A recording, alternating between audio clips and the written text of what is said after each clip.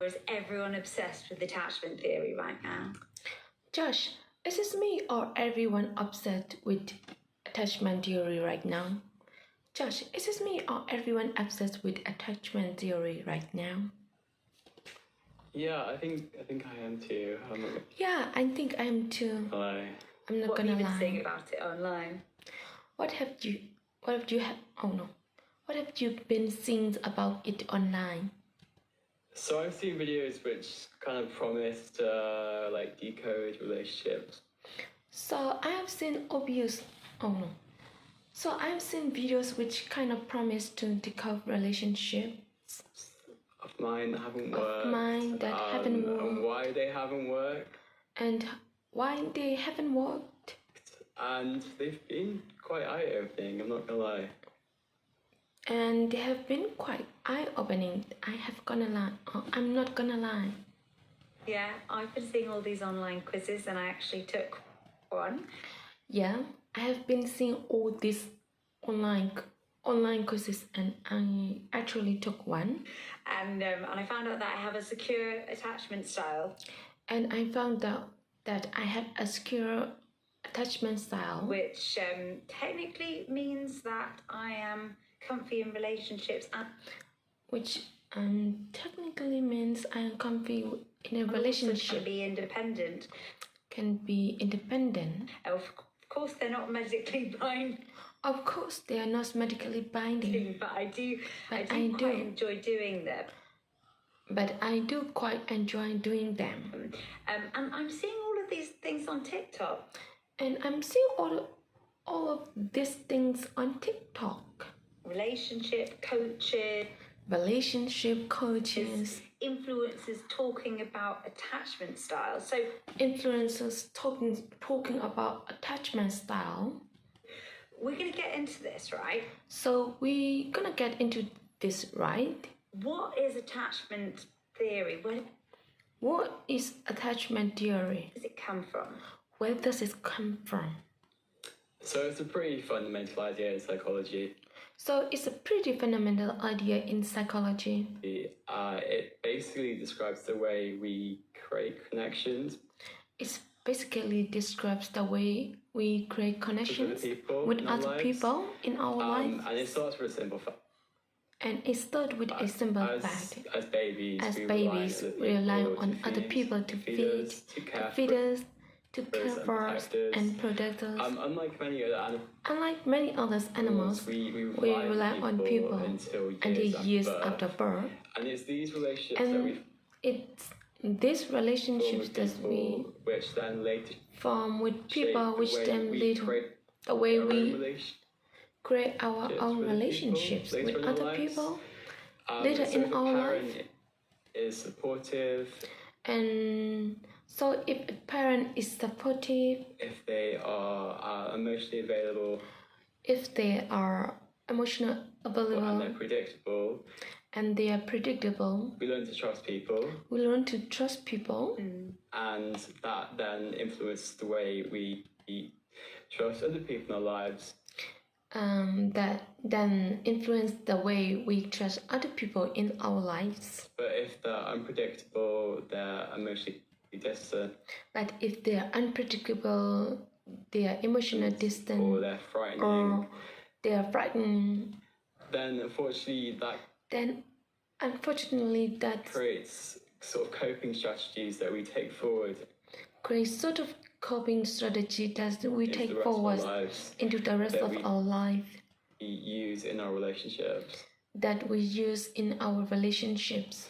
So scary, the thought of being a parent. The thought of that much responsibility. The thought of being a parent, that's much responsibility. Not just for your child's well-being. Also their future attachment style.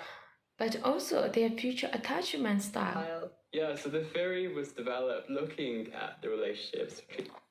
Yeah, so the theory was developed looking at the relationships between parents and children. It was first developed by the British psychiatrist John Ball. It was first developed by the British psychiatrist John in the Brown 1950s. In 1915, and it was later expanded on by the and it was expanded by the American Canadian psychologist Mary Ainsworth. And it's taken on a new life. And it's taken on a new life. It has indeed. It's everywhere. It has indeed. It's everywhere. I saw when I was doing this quiz that there are 4 different types of attachment style. That there are 4 different types of attachment style. Can you talk me through them, please? Can you talk me through them, please? Yes, I've got some notes here. Yeah, I've got some notes here. So, in simple terms, anxious attachment is associated with people who worry about rejections or being abandoned in a relationship because they just feel like the relationship, their partner or their friend just isn't truly going to be there for them. People have left them and they are going to abandon them. People with avoidant attachments practice their independence. And they find it difficult to open up emotionally and to trust other people. And they may subconsciously view getting close to someone as a threat to their independence. So they prefer to be alone. Those with fearful avoidance attachment want close relationships, but they just struggle to feel safe in them. Connection one moment, and they may seek connections one movement, then withdraw the next. And so it can be quite confusing. And so it can be quite confusing for their partner. Is comfortable. And someone who is insecure is comfortable with closeness and independence in relationships. I've come across attachment theory and talk about it quite a lot. With friends and stuff. Like with friends and stuff. Often I found that you might have one attachment style, but the person you wish makes you feel different. Like if I'm with someone who is making me chase after them, I might feel quite anxious. Or if I'm with someone who is chasing after me, I might become a little bit avoidant. Find that sweet but avoidant. So it's trying to find out that sweet spot where we both feel quite safe in a relationship. And we've actually been hearing we've actually been hearing from a psychiatrist and a neuroscientist a bit more about this. Dr. Emil. So here, Dr. Emil Levin. I came across it because I came across it because I did a residency in psychiatry and then in child psychiatry. I was going through a breakup myself at the time. And to me, it was like, whoa, all of a sudden I explained so much that I didn't understand what's going on. Why the relationship didn't work. And it really gave me a completely different way of looking at myself and others and understanding and really took away some of the myths that I used to really think were just fact. Like, for example, that everybody can love in the same way. That everybody has the same capacity for love. And that actually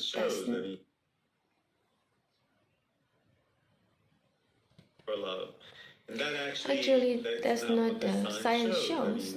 I would say people can live in different ways, but we don't all have the same capacity for closeness and love.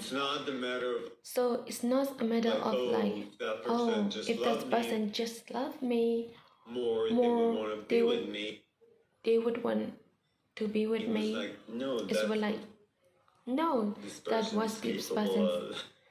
That what this person's capable of. And it's really took a lot of the guilt and feelings of in a deconceived way, which was very helpful. So, Josh, this obviously comes from science and research and psychology. But nowadays, it's absolutely everywhere. Online, and everyone's really getting into it. So it seems. Yeah, I think it's a part of a big. Yeah, I think it's a part of the bigger trends where the internet has just made psychology more accessible for everyone. In the past, ideas like attachment theory was something you might have studied at school or university. If you study psychology. Or it might be something that your therapist mentions, but now you can just come across it. Absolutely. But now you can just come across it. But now you can just come across it absolutely everywhere. When you are scrolling, particularly after a breakup. I think our algorithms know us better than anyone else in our life. And if you've gone through a breakup. And if you're going through a breakup. I think that's when most breakup. I think that's where most people would discover attachment. And then in comments, there's often debates. Some people will say anxious people. So some people say anxious people require too much reassurance and ultimately they are the ones that are to blame if relationship fails. But others will say that avoiding people just are incapable of love. And they ultimately want to be independent. So it's unfair of them knowing that. So it becomes part of a bigger. So it's become part of a bigger, more toxic conversations online. Especially if you see it as something that. Especially if you see it as something that's like a fixed identity, and it's something that you can't work on. I think a deeper reason why it's so. But I think a deeper reason why it's so popular. This offers an explanation for feelings that can just be really confusing. And something that you just struggle. And something that you just struggle to understand. And a lot of people have had the experience of waiting for a relationship to work. Only for it to fall apart. Only for it to fall apart in a way they just can't understand. And attachment for many people puts that into words. Before finding out about attachment styles, I used to be sensitive. I used to be really sensitive, and I used to dislike myself for being too emotional. I used to always tell myself I would never to find any relationship after this one, because whenever I had an issue with my partner, it used to really woke me up. Like I used to get disoriented for the rest of the day, and I used to be very sensitive to changes in facial expressions, even at work, and I would somehow blame myself for everyone's mood change, or when someone was feeling happy. People with an anxious attachment style are more likely to misjudge ambiguous social signs of rejection. So I started being more mindful of things like that. Whenever people's expression changed, I remind myself they could be going through anything else. Experience, likely not my It's fault. likely not my fault, you know. So whenever my needs are not So whenever my needs are not being met, I just rather communicate with what I'm going through. I am going through. For us to know how useful is this for us to know our attachment style? So offers a language. So it offers a language, and people can use that to communicate how they're feeling to partners, to friends, a parent. For instance, some people might say. For instance, someone might say, anxious today, I need a little bit. I feel like I need a little bit more reassurance from you. I'm feeling avoided. Or I am feeling avoidant. I'm sorry.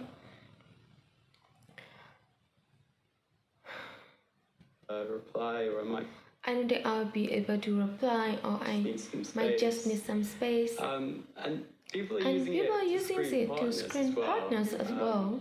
It might be a bit too much for the first day, but I think there's a trend of people wanting to bring it up, at least initially in a talking stage. I think there's a trend of people. I think there's a trend of people wanting to bring it up, at least initially in a talking stage, because it's useful just to understand who you're talking to, how they sort of work in a relationship, and how you can best deal with that. One of the key messages from the researcher I spoke to was that attachment continues to be shaped throughout your life, just about your childhood.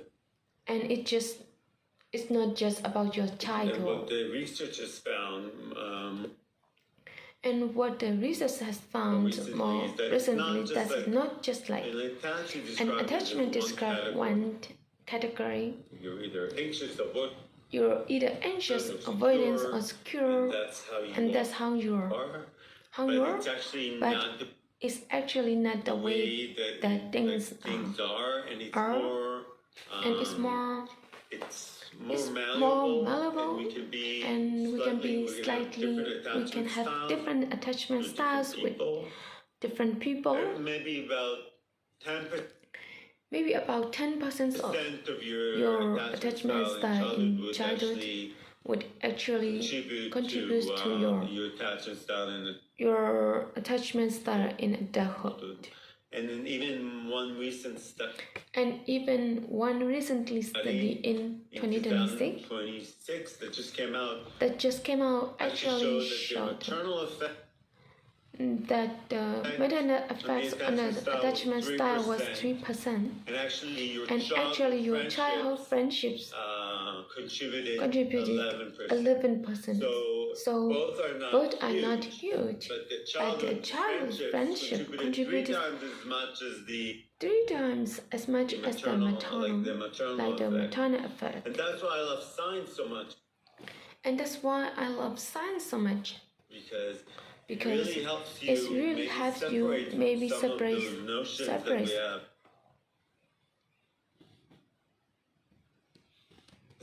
It really helps you maybe separate from some of those notions that we have about. It's because your friend did it and that. That's why you're now like in a relationship. And you hear so much of that. And you hear so much of that. But our social brain is so much more malleable, and it actually takes in information from the environment all the time and changes all the time. Basically fixated.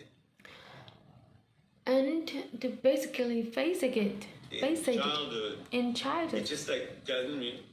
And it just like doesn't hold water scientifically. Also doesn't do justice.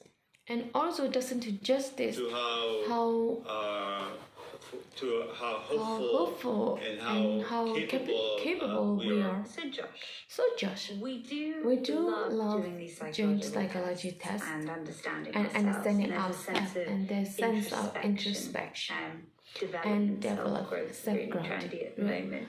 Really trendy at the moment. Are there any risks of getting overly invested in attachment style? I think the biggest risk is treating attachment. I think the biggest risk is treating attachment as an identity, as something that's fixed, and it's something that you can't something that's fixed, and it's something that you can't change. One of the researchers I spoke to said attachment works best as a way to understand partners, patterns, and not define yourself. But online, it's easy to see people reducing themselves or others to label like avoidance or anxious. And the danger is that labels can start to feeling limiting. People might think I am avoidant. I can never have a healthy relationship, or they are anxious on these relationships. But researchers say the reality is much more complicated than that. People can show different attachments. People can show different attachment style with different people, and those patterns can change over time. There's also a risk of overanalyzing behavior. Sometimes someone takes too long to reply a text. They're avoiding me. They're avoiding me. They're avoiding me. They don't want me anymore. They don't want me anymore. It could be because they're just busy. It could be because they're just busy, not because they're avoiding. And sometimes relationships just end because two people just aren't compatible, because of your attachment, and not because of your attachment. And the idea is that once you understand attachment theory, it can help you sort of make sense of behavior that otherwise feel confusing. Well, Josh, thank you. Josh, thank you so much for coming on the podcast. Thank you so much for coming on the podcast. Thank you, Anna. And thank you, Anna. Please do keep getting in touch with. And please do keep getting in touch with us. Keep liking, commenting, and sharing, because hearing you makes me feel a lot more secure in my attachment style. Well, that's it from me. Well, that's it for me. I'm Hannah. This is what in the words from the BBC World Service. And we'll see you next time. We'll see you next time.